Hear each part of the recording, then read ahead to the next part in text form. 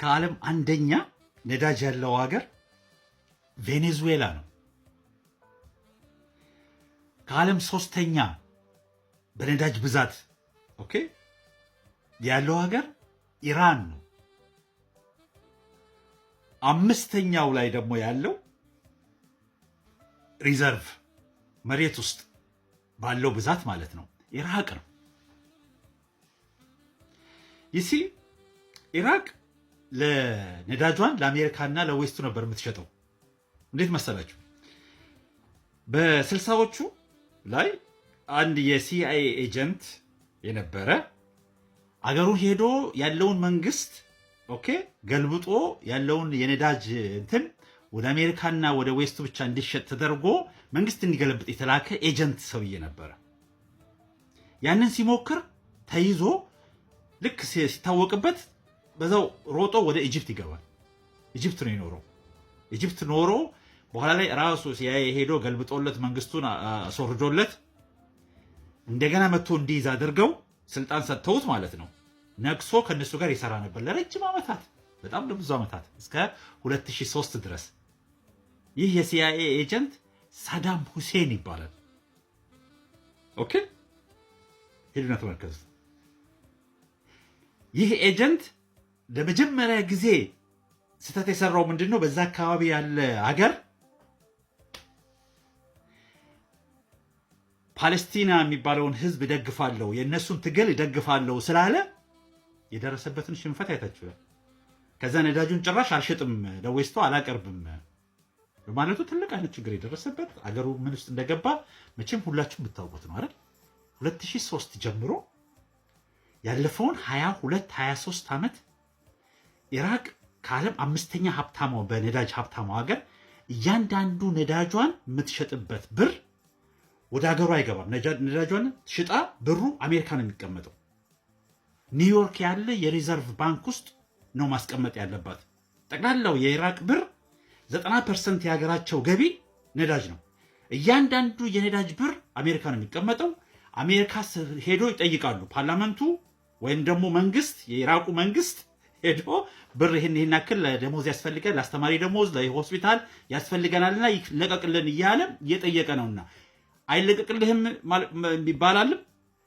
ይሄ ሁሉ ምን ያደርግልሃል ይባላል በራሳቸው ብር እና ያለፈውን እንግዲህ 22 ዓመት እዛ ውስጥ ነው የኖሩት። እንደሱ ነው አሁንም ዛሬም ያሉት። ከዓለም አንደኛ ቬኔዙዌላ የደረሰባትን አያችሁ። አሁን የመንግስቱን አውርደው ከያዙት በኋላ እያንዳንዱ የቬኔዙዌላ ነዳጅ በአሜሪካ ስር ነው የሚሸጠው። አሜሪካ ለፈቀደችለት ቦታ ነው የሚሸጠው። ብሩን ወደ አሜሪካ ነው የሚገባው ልክ እንደ ኢራቅ። ከዛ ነው ከአሜሪካ ባንክ ነው ለቬኔዙዌላ መንግስት የሚሰጠው ብሩ። የዛ ነው ተስማምተው አሁን መሸጥ የጀመሩት።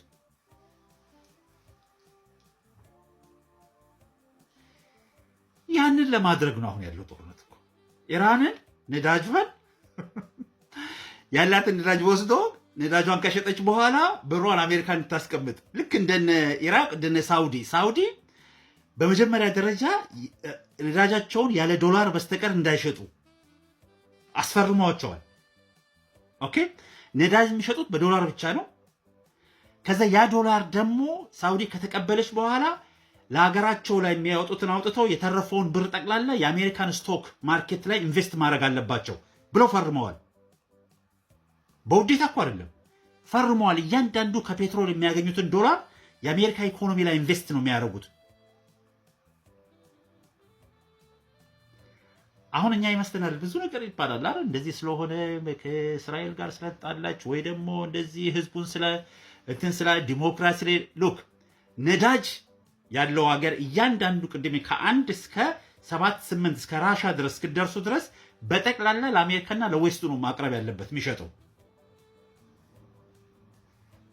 አልሸጥም ያለው ነው ችግር ውስጥ የገባው። አንዴ ችግር ውስጥ የገባው ደግሞ ብሩን ብቻ ነዳጁን ብቻ ሳይሆን የሚያጣው ራሱ ከነዳጅ ያለውን ገቢውን ራሱ ማግኘት አይችልም።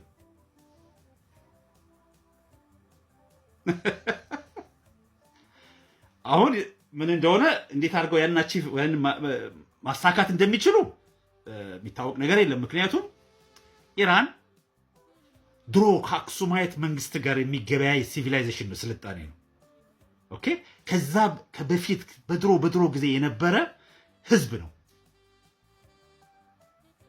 እና ይህንን ህዝብ እንዲሁ ዝም ብሎ በአንድ ጊዜ ሄዶ እንደ ኢራቅ የተሰራው ዩናይትድ ኪንግደም የሰራችው ሀገር ነው። ሳውዲ አሁን የሳውድ ፋሚሊ የሰራው ሀገር ነው። የሳውድ ፋሚሊ ምን እንደሆኑ ሂዱና ቼክ አድርጉ፣ ምኖች እንደሆኑ። ትክክለኛ አረቦች ራሱ አይደሉም።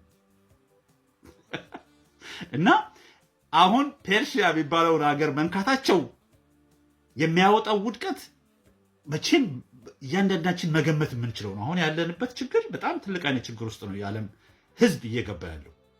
ምክንያቱም ኢራን ወይ ኢራቅ አይደለም፣ ሲሪያ አይደለም፣ ወይ ሳውዲ አይደለም። ከበፊት ነግራቸዋለሁ ከአክሱማይት መንግስታት ዘመን ጀምሮ የመጣ በጣም በጣም በጣም ትልቅ ስልጣኔ ነው፣ ትልቅ ህዝብ ነው። ጉድ ላክ